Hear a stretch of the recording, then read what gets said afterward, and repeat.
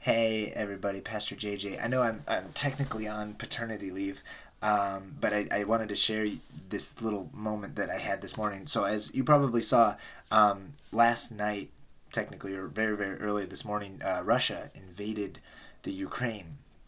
And I've been following that story, on Twitter and on social media and the news stories. And I have some friends who have family over there, and so I've just been very distracted. I've been scrolling and scrolling and just checking for updates and learning all these stories and stuff. And my kids, I have three little boys. One's 5, one's 3, and one's 1. He's almost 2. But they don't have any idea about any of that kind of stuff, but they can tell when dad is distracted, right? And so I thought, this morning I'm just like addicted to my phone. I'm like checking for updates, and I got to learn more about what's going on in this international community. Is World War III happening? Like what's happening? And I'm scrolling, and I'm looking, I'm very distracted. And so I thought, you know what I'll do? I'll just sit my boys down and I'll talk to them about it. And I'll try to explain it as best I can. And I said, okay, come on over here, boys, put the Legos down, come on over here. And I talked to them about it, and I said, there's a place, and it's called the Ukraine, and there's some people who are invading, and they're taking over, and they're using violence. And we talked about it, and I said, do you think it would be okay if we prayed? Can we talk to God about this? And my boys were like, yeah, because that's what we do, right? Like when the world is falling apart, we, as Christians, we turn to God, right? We put our hope and our trust in God.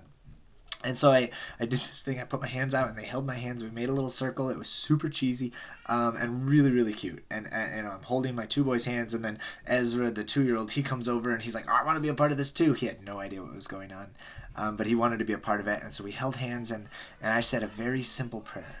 And Liam said it back to me. The oldest boy, 5-year-old, he wanted to say it back to me. So I'd say a line, and then he'd repeat it. And it was such a basic prayer. It wasn't anything fancy. It was like, God, we just ask that you be with our leaders, and God, we just ask that you bring peace to the Ukraine. Please, whatever is the right thing to happen right now, I don't understand all that stuff, but bring peace to the Ukraine. That was my big prayer this morning with my boys, and I'm holding their hands, and then we finish, and my boys, they just like skipped back over to their Legos. And Liam, my oldest, he's 5, he grabs his Legos, and then he turns to me and goes, I think they are going to be so happy when God does that for them. I think they're going to be so happy in the Ukraine when God brings them peace. And there was just this moment of like pure innocence. And it was just like we prayed for God to do something, and we put it in his hands, and so clearly God is going to just solve the problem.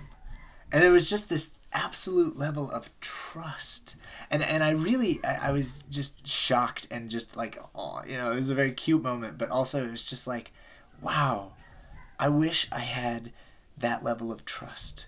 Because, as adults, we're mature. We're smarter than that, right? We know that God doesn't just come out of heaven and solve the world's problems. We know that that's not how it works. We ask God for things, and sometimes it comes and sometimes it doesn't. We're too smart to have the trust of a child.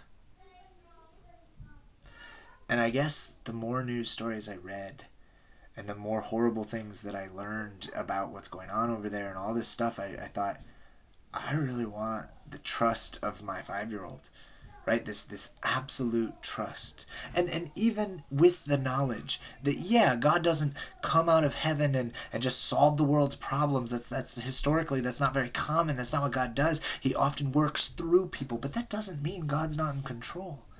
Right? That doesn't mean God's not going to answer the prayers. It might be in a different way than we expect. It might be, it's always more complicated in the real world. But why does that mean that I can't have the same level of trust as my son? To think, you know what? I'm going to put it in your hands, God. Like, I see so many people right now who have all suddenly become experts on foreign policy, and they're like, well, this is what we need to do, and this is what we need to do. And I'm like, you're not a decision maker right now. Right? Like, they don't need your advice on the situation. Just read, stay informed, and then pray as much as you can, right? And just leave it in God's hands. Trust as much as you can, right? I guess I was blown away by how many people thought they could solve the problem by talking about it and yelling at each other about their opinions.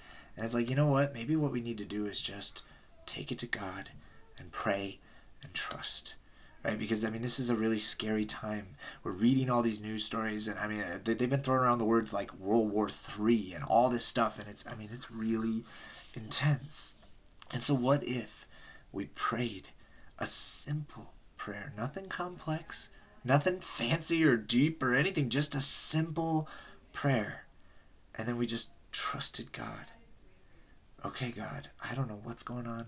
I don't know what's right. I don't know what needs to happen, but God, please bring peace. And then we just trust.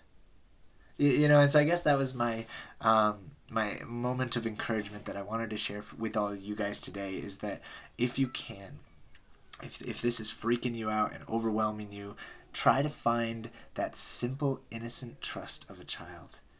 Just to come to God with your simple prayer and leave it in God's hands, and trust that He knows what He's doing. You guys have a great day. Bye.